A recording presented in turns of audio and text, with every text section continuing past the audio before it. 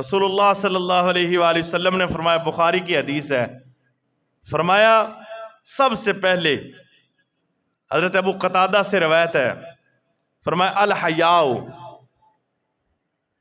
انبیاء کرام کی جو سنت ہے، جو بندہ اس پہ عمل کرتا ہے اس کو لاکھوں نیکیاں۔ رسول اللہ صلی اللہ علیہ وآلہ وسلم نے فرمایا کہ جس نے میری ایک سنت پر عمل کیا اسے 100 شہیدوں کا ثواب اللہ تعالیٰ فرماتا ہے۔ فرمایا انبیاء کرام کی جو سنت ہے وہ 4 چیزیں ہیں۔ نمبر 1 الحیاء، انبیاء کرام کے اندر سب سے زیادہ حیا ہوتی ہے، اور حضرت ابو قتادہ فرماتے ہیں کنواری لڑکی سے بھی زیادہ حضور حیا والے تھے، اتنی حیا فرماتے ہیں۔ آپ ایک دن اپنی بیویوں کے پاس کھڑے تھے، 2 بندے گزرے۔ اب یہ ہمارے لیے ایک نصیحت ہے، آپ صلی اللہ، رات کا وقت تھا، آپ اپنی بیویوں کے پاس رات کو کھانا کھایا اور باہر نکلے، جیسے ہم بھی نکلتے ہیں باہر کھانا کھا لیا صبح یا واک پہ نکلتے ہیں۔ 2 بیویوں کے پاس آپ کھڑے تھے، اپنی بیوی کے پاس کھڑے تھے تو 2 شخص گزرے، آپ نے ان کو بلایا، اب فرمایا یہ میری بیوی ہے۔ عرض کیا حضور یہ کیسے بات ہے؟ ہم نے کون سا پوچھا؟ فرمایا ہاں تم 2 تھے، تیسرا تمہارے ساتھ شیطان تھا، اس نے ورگلانا تھا کہ نبی پتہ نہیں کس کے پاس کھڑا ہے اور تم اس کو نبی مانتے ہو، عورتوں کے پاس رات کو کھڑا ہے۔ فرمایا اس لیے میں نے تم کو بتا دی یہ میری بیوی ہے۔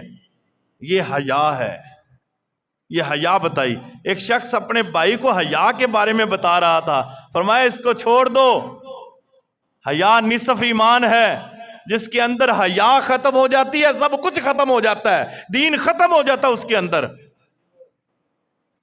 اور یہ انبیاء کرام کے اندر سب سے زیادہ جو چیز پائی جاتی تھی وہ حیا تھی۔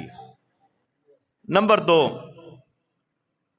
والتعطر، فرمایا خوشبو لگانا۔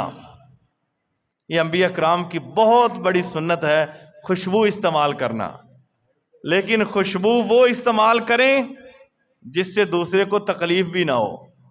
ہمارے ہاں ایسی خوشبوئیں استعمال ہوتی ہیں، 5 روپیاں جو تو لیا کے لا لیندے نے، مردیاں دی لگیاں ہوئیاں یا دوسریاں، بھئی ایسی خوشبو استعمال کرے جس سے دوسرے کو تکلیف نہ ہو۔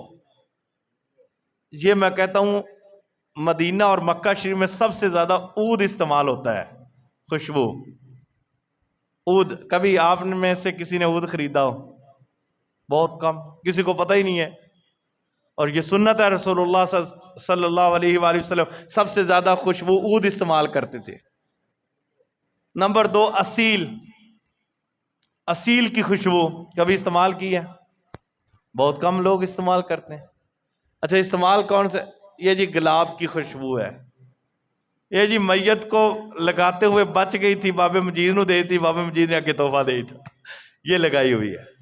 اب بھائی خوشبو وہ استعمال کریں جو کسی کو تکلیف نہ دے، استعمال کریں سنت سمجھ کر، لیکن اس سے دوسرے والا تکلیف محسوس نہ کرے۔ اور تیسرے نمبر پر فرمایا والنکاح، نکاح نبیوں کی سنت ہے، نکاح کرنا تمام انبیاء کرام کی سنت ہے۔ اور پھر رسول اللہ صلی اللہ علیہ وآلہ وسلم نے بڑا بہترین اس کا فارمولہ، جن کے نکاح نہیں ہوتے نا ان کے لیے فارمولہ بھی دیا ہے۔ فرمایا نکاح کرو، اگر نکاح نہیں ہوتا، استطاعت نہیں رکھتے، ہم نے تو ساری والدین پر ڈال دیے نا، اب بھائی نکاح کرے گا تو نکاح ہونا ہے، اور بھائی خود کماؤ اور شادی کرو۔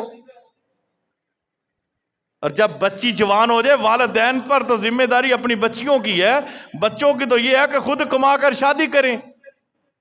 اب بچیاں نے بھی تاک لایا ہوتا ہے، ابا کماوے گا تے جوڑے گا تے ساڈی شادی کرے گا۔ جویں شادی ہوندی تھی ابے ہری کدے تے تو آپ کدے نہیں، آپ خود سٹینڈ لیں، آپ خود کام کریں اور خود کے پیسوں سے نکاح کریں۔ اگر استطاعت نہیں رکھتے ہو، ابے نو مقروض جو کرنا جے، اس سے اچھا فارمولہ بھی بتایا آپ نے فرمایا اگر تم میں سے کوئی استطاعت نہیں رکھتا تو وہ روزے رکھے۔ اس کے اندر کی میں مری رہے. اگر طاقت نہیں رکھتا تو پھر روزے رکھے. اب یہ فارمولہ ہے، نہ روزے رکھنے نہ نکاح کرنے. اور پھر سب سے زیادہ یہ چیز ذہن میں رکھ لیں، اگر کسی نے بچوں میں سے کسی نے زنا کیا اور اس قابل ہو گیا کہ اس کی شادی کرنی تھی اور اس نے زنا کر لیا، اس کا آدھا گناہ اس کے باپ کو بھی ملے گا. کیوں؟ کیونکہ اس نے شادی کرنی تھی. بچیوں کی جلدی شادی کا حکم اس لیے ہے، بچوں کی شادی جب جوان ہو جائے کہ ان کی شادیاں کرو. اور ہمارے یہاں پنجاب جی کوئی گل ہے، کما کے کھواوے گا تو میری شادی کرنی ہے، کما کے کھوانا نہیں تھا تو ان شادی کریے. حالانکہ یہ غلط سوچ ہے. آپ یہ تصور لیں کہ اللہ مجھے اتنی زندگی دے جتنی میں تندرستی سے گزاروں اور اپنے ہاتھ سے کمائی اب خود کھاؤں. اب کسی پر طاق لگا کے بیٹھا، پھر بچے کو ہم کچھ کہہ بھی نہیں سکتے. جب یہ چیز دل میں ہوگی پھر اسے نماز کے لیے بھی کہیں ستا رہنے دیا، لیٹ آیا سی. نہیں بھائی، بولتا تو بولے، نہیں بولتا حق بات اسے ضرور کرے.